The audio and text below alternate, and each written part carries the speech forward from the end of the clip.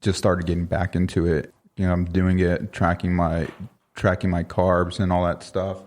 Now, one thing I noticed, I think is one of the last times we were in there was it one of your supervisors, or it was a gentleman I met there, and I want to say it's Brian. Yeah, Brian. He's a parts manager. He had been asking about, keto. From my previous conversations with him, he's done like paleo or just different type of lifestyle changes that, benefited him and his goals. He started doing keto. He started shedding the weight. And then, I talked to him, and from keto, he's doing carnivore. When I talked to Brian, I know he was saying he wasn't too sure he could pull it off, because he had that kind of conversation with me about the doubting of himself, because he was just like, well, And I know a lot of people come into it. Sometimes it's easier to see weight loss or the success through someone else's journey, but we kind of think that we can't do it for ourselves, and we already anticipate and imagine failure. But for him, it looks like he's been pulling it off then, huh? I think we all have a self-doubt, like, are we going to be able to do this? But all you have to do is just, be motivated and stay focused, and, you have a goal.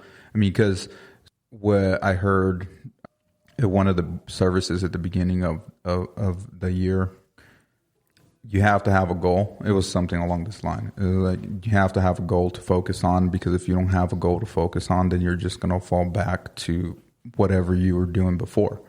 I didn't quote it correctly, but... No, that's a good point. I mean, especially because here in the beginning of 2020, we're all looking at, some people are maybe just finally starting to get a New Year's resolution, and others are they started and now they're kind of tipping backwards back towards where they were in the beginning. And others are probably like, I'm not going to even do one because I already have a sense that I'm not going to fulfill it, so I might as well not even start it. But I like what you're saying, is that unless you place something in front of you that looks like something different and you have a direction you want to go, then it's easier to keep walking in that direction than it is to kind of look back to where you were, or basically get caught up in the same habits you were before you put a new vision or a goal in front of you. I think everybody is capable of, we have like this mindset, or society has this mindset of like, oh, it's just New Year's, everybody's going to set this goal and then they're going to be back to normal and whatever they were doing in a couple of weeks or whatever. Just like when they talk about people getting gym memberships and then they fall out of going to the gym. But if you have a goal, set that goal, set a small goal. And then once you reach that goal, be like, okay, I've reached this goal. Let me go for the following goal. And then just you always have a goal that you want to reach. And that's what I talk to my siblings about all the time. It's like they want to do this and they want to do that, whatever it may be. I tell them you have to have a goal to set. Let's go back to coming out of depression and realizing to kind of get started again. How do you tackle depression when it's tied to food?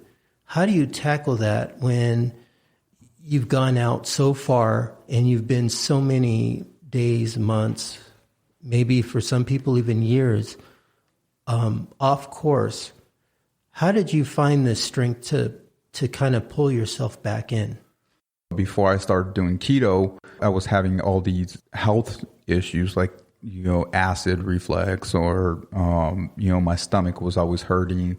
I wasn't feeling good. I was feeling lethargic all the time. I just didn't want to do anything. I was having mood swings and so on and so forth. And I saw that I was getting back to that point. I was like, well, I didn't like the way I felt when I was overweight, and, I'm feeling good now. And, I don't want to, end up dying from, whatever it may be. So I was like, okay, let me see what I'm doing. I'm doing, I was feeling good, and I started eating. I'm at 200 pounds already, because, I just went way off track. And I noticed that when I started changing my lifestyle, that a lot of the health problems that, I was facing as far as, stomach issues or, acid reflux or staying up all night crying because my stomach was hurting so bad, headaches, just everything, whatever it may have been that I was like, I'm getting like that, so I don't want to do that anymore. I'm just going to do it. I'm going to go back to doing the keto lifestyle that I was living. So I started doing it again. When I started it, so now I weighed in today. I'm at 184, so I went back down to. That's encouraging. You did a full circle with the competition hitting that a weight that probably was beyond your goal weight, because you probably didn't have a clue what the goal was. Correct. But the fact that you just won the money, and then events happen to bring about depression with the death of your stepfather. So it brings this period of time. If we think about it, that's about 2 years later, you end up back at your weight that keto made you successful in the first place, where you had your energy and you had your strength when you first came to Las Vegas from California. Mm-hmm. And I think that's encouraging too, because I think of sometimes, and I've seen this, stress things happen, holidays come in, people are gone for a period of time and they think, oh man, I was so successful before, but here I am. And your story says that, you don't have to be the super motivated person. You can go through a lapse, and it can be a prolonged lapse, but the ability to get back is something that the keto lifestyle can contribute to. It has a way of bringing us back to health. If we lose it for a while, we can always be restored. Yeah. And I think that's a good thing. And it doesn't need another competition, but it's just like you said, when the goal or the motivation is, this is the way I feel now. I remember the way I used to feel. And Correct. That kind of gets you back in track. You just got to defeat your brain. That's it. Defeat your brain. Because you master your mind, and once you're able to master your mind, you're able to take life. Just take life as it comes. Yeah, you're going to have downfalls, and you're going to have struggles, and they're going to get in the way. But in the end, when you can do it one time, you can do it a second time, third time, fourth time, and then eventually it's just going to be like walking on water, and you're going to just like float. Well, I wouldn't say float through life. There is some type of experience, knowledge that you do possess. And when you grab a hold of how that works, then you can basically implement that in your lifestyle to win again. What helps a lot too is like if you talk to other people, participate in groups or, whatever it may be that you want to participate in, great minds think alike. So if somebody has that same goal as you, or somebody wants to live that same lifestyle as you, then you go ahead and get involved with the group that you want to get involved with so you can achieve that goal. That's a good word.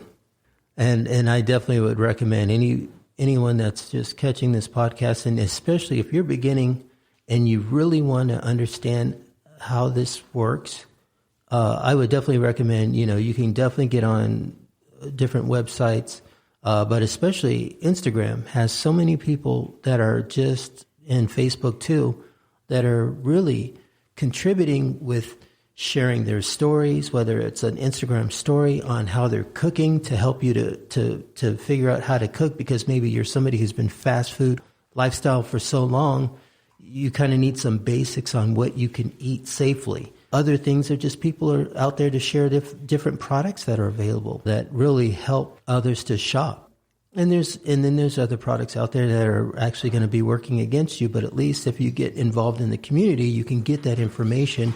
You can understand that through other people's stories. Not everybody just goes out the gate running full speed, and they, next thing you know, they're competing in the Olympics or what have you, as far as weight loss. But it really is a journey. Not everybody's experience is the same, but at the same time, just because your momentum or your speed of weight loss or regaining health is slow, it doesn't mean it's impossible. Probably the greater testimony is the fact that maybe somebody took time to get started and they struggled to get started, or they found success and then they kind of tapered off and they fell back, but then they were able to rebound. If anything should be a word for this season and this year is rebounding. Rebounding meaning that we're abounding above where we were. Because a rebound doesn't necessarily mean that you just pop back to the place you were. But literally, if you think about it on a spectrum or a linear line, to rebound, and when you go in a negative, that means you still have the negative to compensate for before you can get above the line to be in the positive. It takes more to come from further down and to make it to above water in your journey. Say to get back to 184 after starting at 235, getting to 184, going back to 200, and then going back up. When you add all that together, that's a lot more effort than it was to just go from one line to the one point to the other and just stay there. Even though it's not a perfect straight line that's upward, it's a dip and like a roller coaster. Well, when you stretch that sucker out, you've gone a lot further. You did travel a lot further, and therefore that means you accomplished a lot more. Kudos to you for doing that, but also it's a testimony. When I met Brian and he had spoke some interest, he wasn't exactly on the confident level like, the results that you're saying he has now. I may not have imagined it then because I was still, when you hear people have doubt in their mind, you don't know if they can commit to that, to keep going. But I think the example that you set makes it so that someone can actually run with it. And I think what you said about as far as joining groups or getting involved with people in the like mind, again, if you're a coworker with somebody, and this is what I saw at my job when I was there, I had this woman, Joanne, who was over 60. I think she was closer to 70, but she decided to do keto because she saw me. And I didn't even know because she's not even really working close to me, or, she'd just be seeing me every once in a while. And all of a sudden, because of the word of everybody else in our department, it got to her. She heard me say it to our boss once and our manager for the department and the director, and that was it. That's all she needed. And she did it on her own. And next thing you know, she was already started. And then I find out later, oh, yeah, I've already started. I go, well, you look like you're losing weight. Why did you start keto? It's because of you. And, when somebody's saying that about you now, and I'm sure somebody's going to be saying that about Brian, or somebody's going to be, again, it's just going to go on. And it really starts with Melissa. She started it. We're always planting seeds, ladies and gentlemen out there. You're always planting seed. And it's important that you're planting a good seed for someone else, because you never know how that might take off in somebody else. Even when you find that your plant is withering, your growth is withering, plant somebody else's. Look at somebody else's field and learn from them, and be rerooted again and try again. Because, for all of us, we all want better health. We want to pass it down to the next generation. It's important. Yeah. So another reason, just since we're talking about, passing that on to somebody else, on my dad's side, my grandpa passed away from diabetes, and then my dad has diabetes. I didn't want that in my life. So that's one of the other reasons too, why I started changing my lifestyle. Keto worked for me, but if something else works for you, then fine. You set that goal to live the lifestyle that's going to, empower you to move forward in life.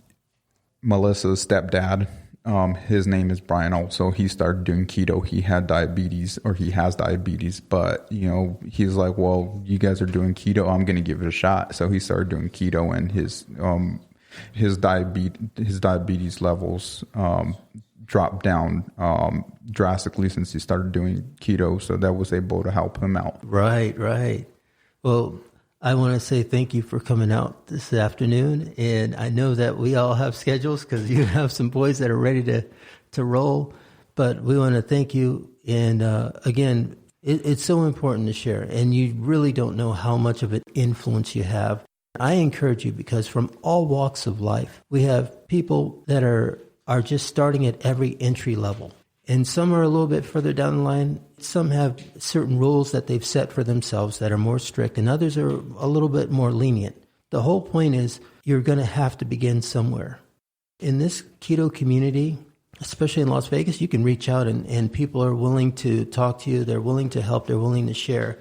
You can always contact us at rosesketotreats.com if you're looking for any type of breads or sweets. We have them for you. This is why we do it, because we want to make sure that we can help you to have the right alternative that will keep you on track. I want to thank Frank for coming out with his boys.